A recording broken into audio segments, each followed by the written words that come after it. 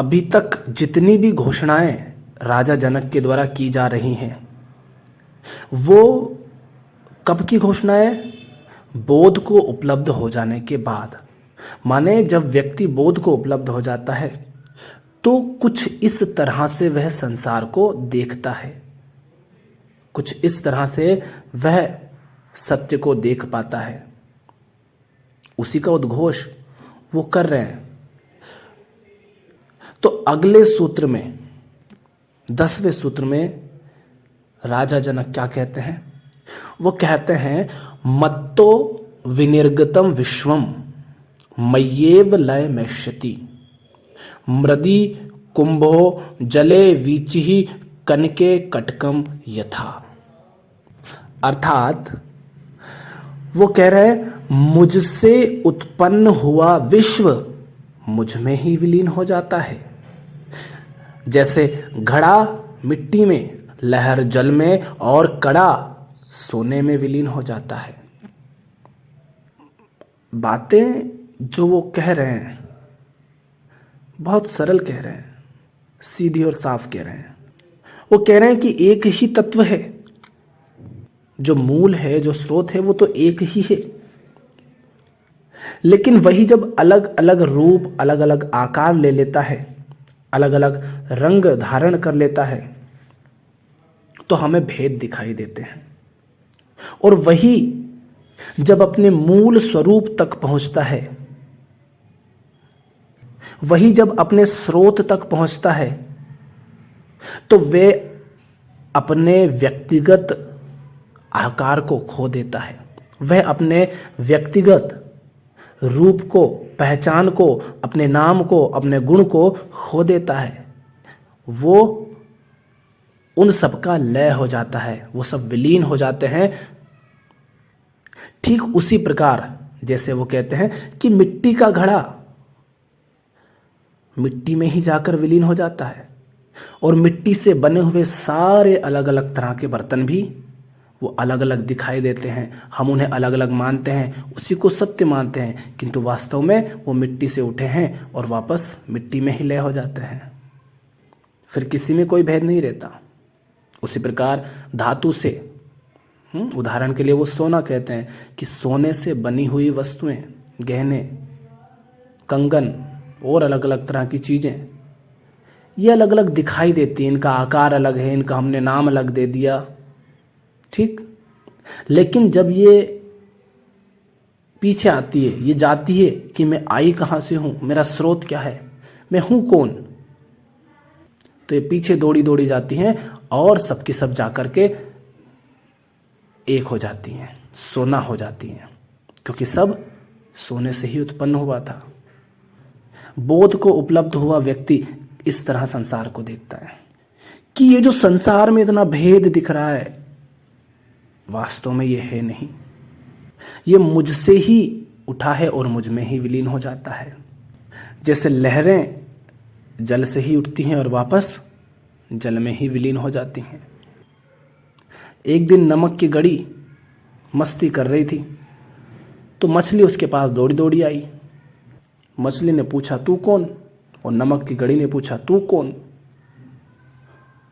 और वहां पे खड़ा हुआ मछुआरा देख रहा था, दोनों आपस में बतिया रहे हैं, पर दोनों को ही नहीं पता वो कौन है। गलती से मछली बाहर आ गई होगी। अब मछुआरे ने कहा कि जाओ, जहां से तुम आए हो वहीं जाओ, जिधर से आए हो उधर को ही मुड़ो, स्रोत की तरफ।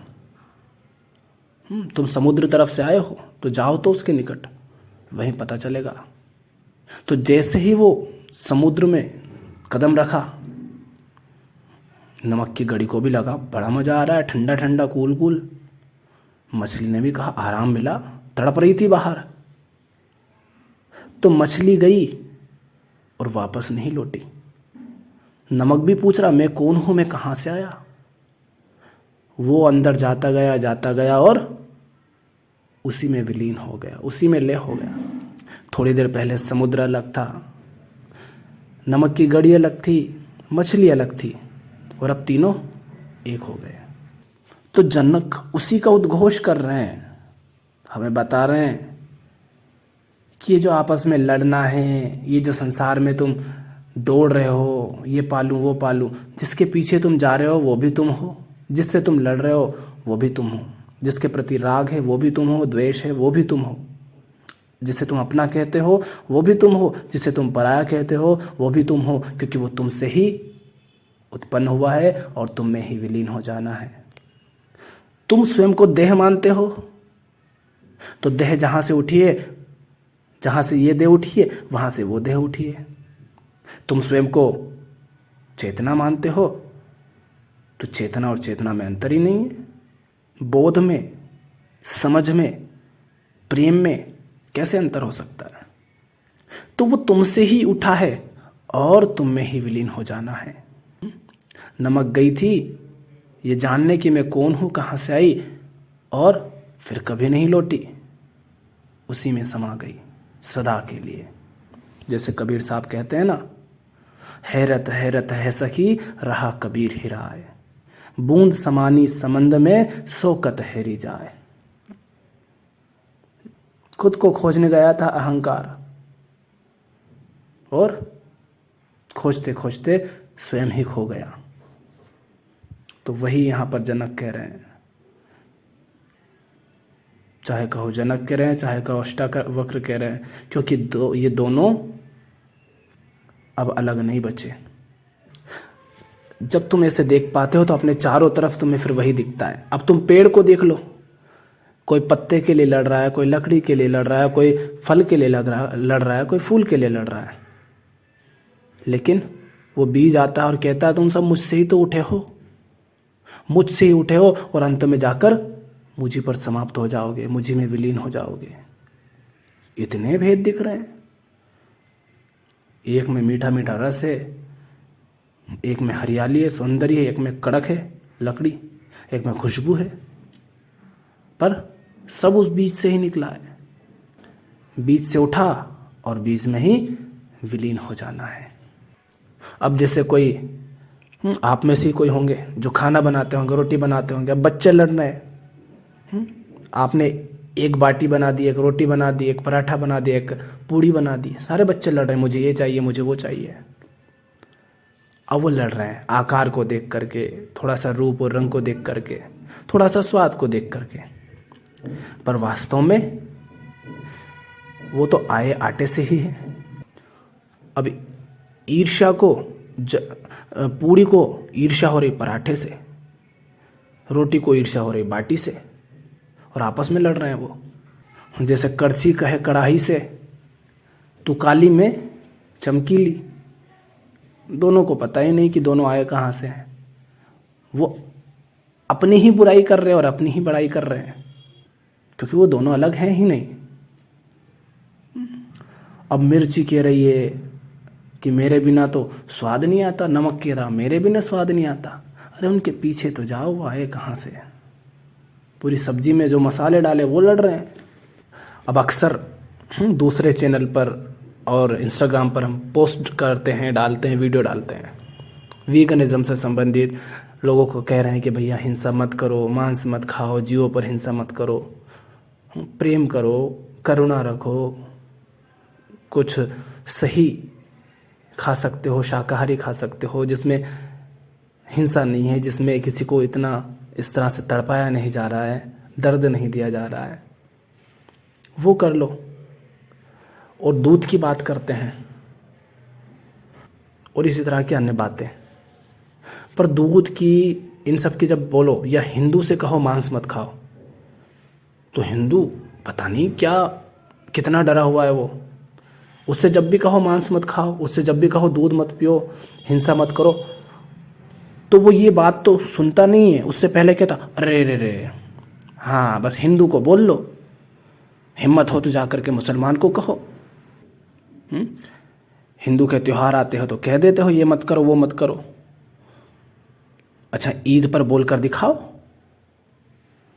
उनका बड़े कायर हो तुम, बड़े डरपोक हो तुम, मतलब तुम्हारे मन में हमेशा वो मुसलमान ही घुसा रहता है।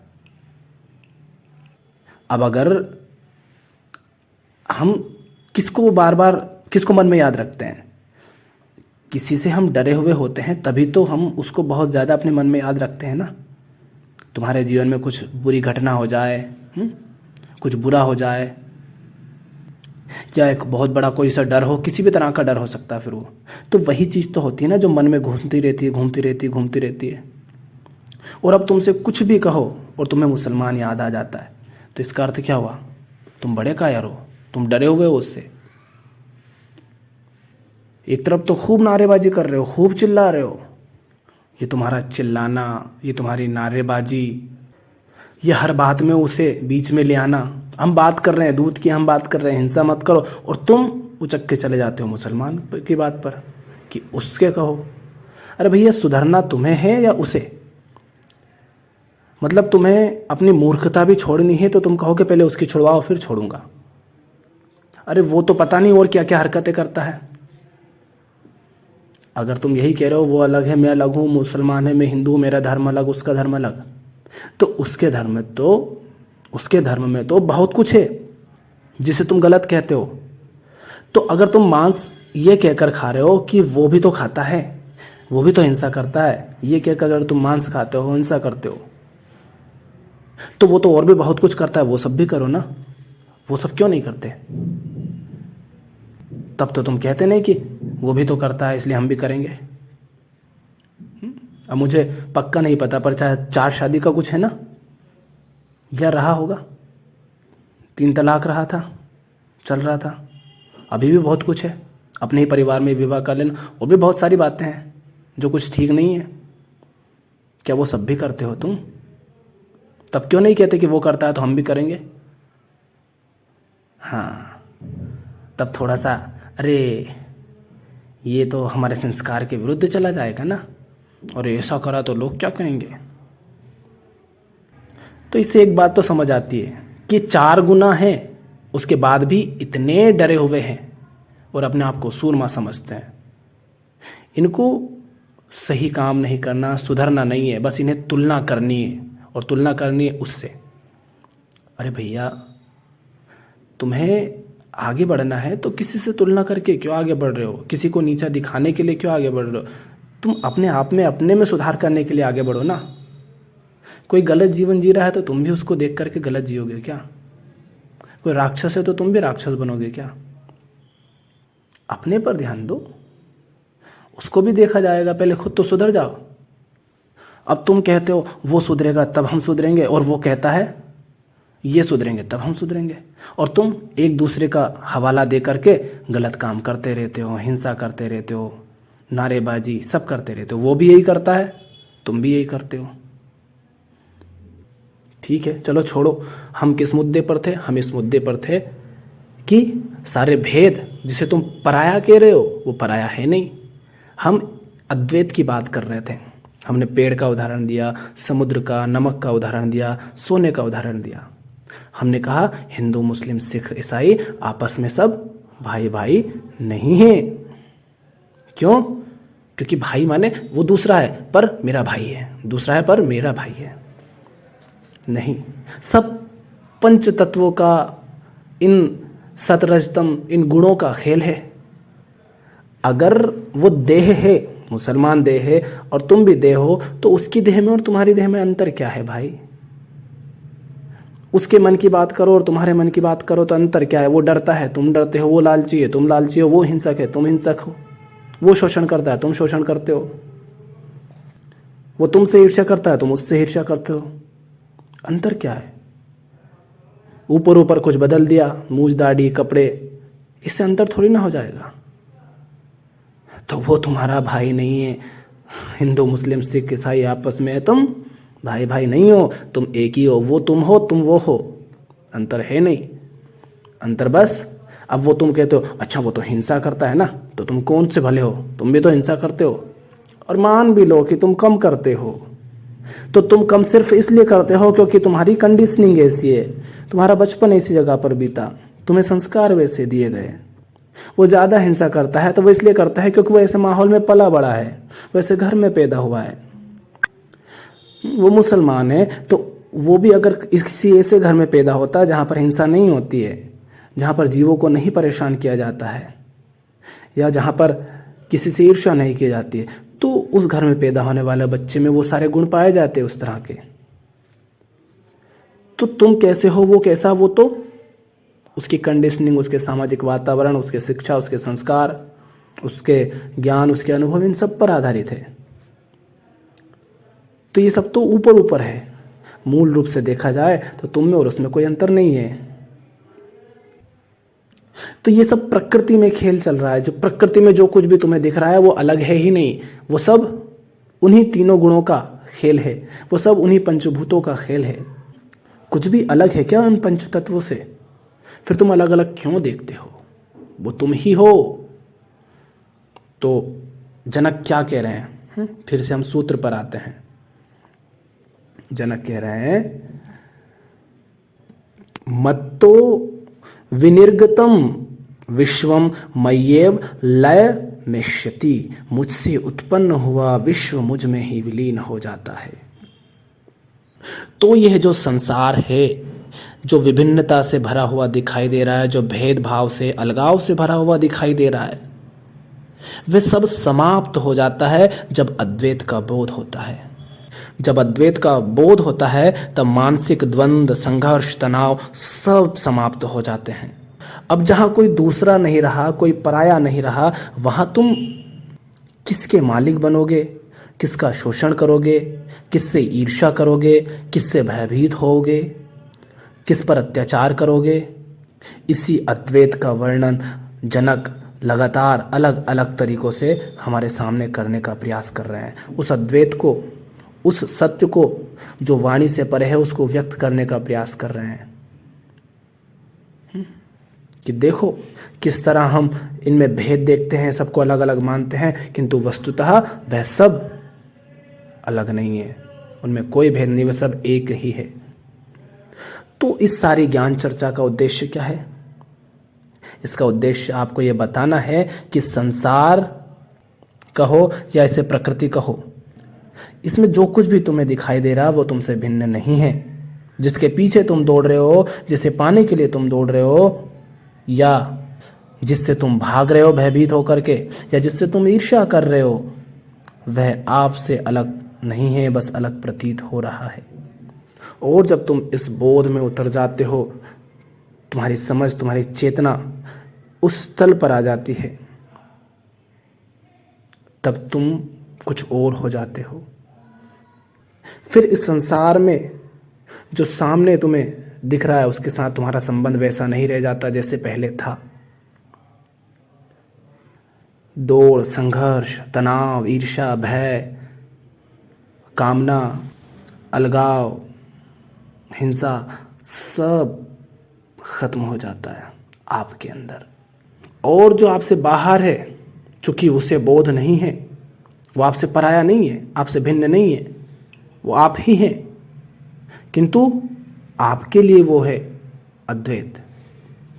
सामने जो है वह मछली अलग है ना, वो नमक की गड़ी अलग है। उन दोनों को अभी पता नहीं है ना कि वो दोनों एक ही हैं। तो वो तो अपने गुणों, अपने संस्कारों, इन सब के अनुसार क्रियाएं करेगा, और उसके प्रति तुम कैसा व्यवहार रखोगे, कैसा संबंध रखोगे, कैसा भाव रखोगे, ये तुम्हारे बोध से उठेगा। तो ये संसार तुमसे उठा है और तुम में ही विलीन हो जाता है। इसका एक और उदाहरण समझ लो। सपना तुम ही रचते हो, सोते हो, सपना तुम ही रचते हो, और तुम में ही वापस वो विलीन हो जाता है, और तुम उसे सत्य मानकर उसमें रहते हो। उसी तरह जब जागते हो तो ये एक नया सपना है। इस संसार, ये भी तब कहाँ था जब सपना देख रहे थे, तब ये संसार नहीं था, किंतु जैसे ही जागे ये संसार की रचना तुमने की और इसमें तुम जी रहे हो, इसको सत्य मान रहे हो, और वापस जब सोते हो तो ये संसार वापस तुम में ही लय हो जाता है, विलीन हो जाता है। अब वो भी सपना, ये भी सपना, और सपना एक हुए तो वापस अद्वैत हो गया। दोनों तुमसे उठे, तुमने रचे, तुम उसमें लिप्त हुए और उसे सत्य माना, और वो दोनों ही तुम में ही ले हो गए। इसी की घोषणा जनक कर रहे हैं। आज के लिए इतना ही।